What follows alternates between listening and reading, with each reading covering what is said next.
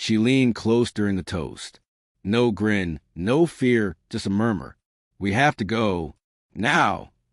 I blinked. Why? Her eyes didn't leave the stage. My brother, gripping his bride's hand like a prize. I'll explain in the car, she said. And that was it. We slipped out before the cake was sliced, before the dance floor opened, before the family photos I was expected to smile in. The silence in the car was thick, choking. 5 miles in, she finally spoke. You really didn't see it, did you? The wedding was flawless. That was the problem.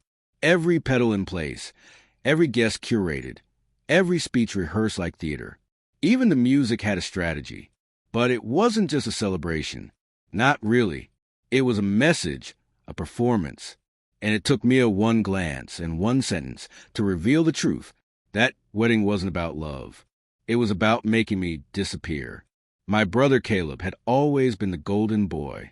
Smart, magnetic, a master manipulator. Always a hero, even with a knife in his hand. I was the quiet one. The one who showed up, who handled the ugly stuff. When Dad passed, I managed the estate. When Mom got sick, I paid her bills. Caleb? He made speeches, took selfies. He once called me Plan B, as in if he failed, I'd break his fall. And I always did, until I met Mia. She saw through him the first night, after dinner. She leaned in and said, he watches you like your life should have been his. I laughed it off. He was my brother. I didn't want to believe it. But then the signs spread. He flirted with Mia twice, said it was a joke. He borrowed 10 grand, never paid it back. Then he got engaged to Cassandra, a girl I quietly dated in college. He knew, and brought her to Thanksgiving. I stayed silent. Mia didn't. That was the first bullet, she whispered. The wedding invite came in a gold-trimmed box. Our names misspelled, deliberately, I'm sure. Inside, a schedule, a seating chart, and color-coded dress expectations. It wasn't a wedding. It was a production. Caleb was a star. Mia saw it first. The bridesmaids? All styled like her. Same build, same height. Even the lipstick she wore on our first date. Even Cassandra's gown was nearly identical to a dress Mia once bought and never wore. Coincidence? No. It was planned. Calculated. Cruel. Mia leaned back in her seat. That wasn't about them. It was about humiliating you. My grip tightened on the wheel. And the vows? You caught that, right? I had. I just hadn't heard them. I finally found someone who doesn't try to fix or manage me. She quoted him word for word. He used his wedding vows to my ex in front of my whole family to take a jab at me. I didn't sleep that night. Didn't speak. But something shifted. You want war, Caleb? Game on. Revenge isn't anger. It's arithmetic. Step 1, money. He and Cassandra just launched a business. Wedding planning, of course. Funded by investors, one of them unknowingly me. I pulled out through a shell company.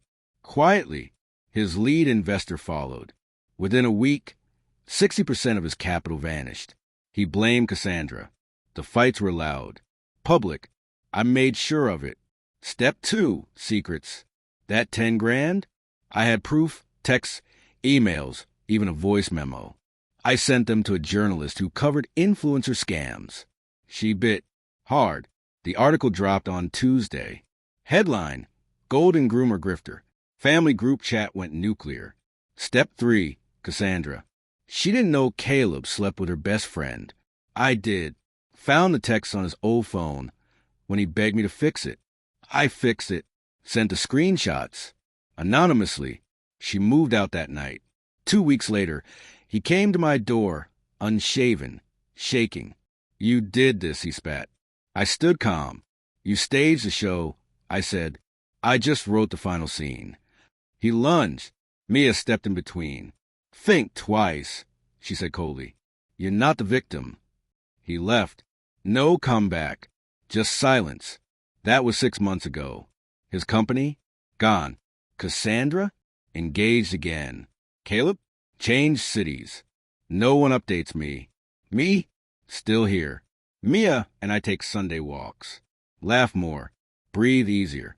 And sometimes when the air is still I remember the lights, the vows, the applause, and the whisper that changed everything. We have to go now. Best advice I ever followed. Please like, subscribe, and share this story.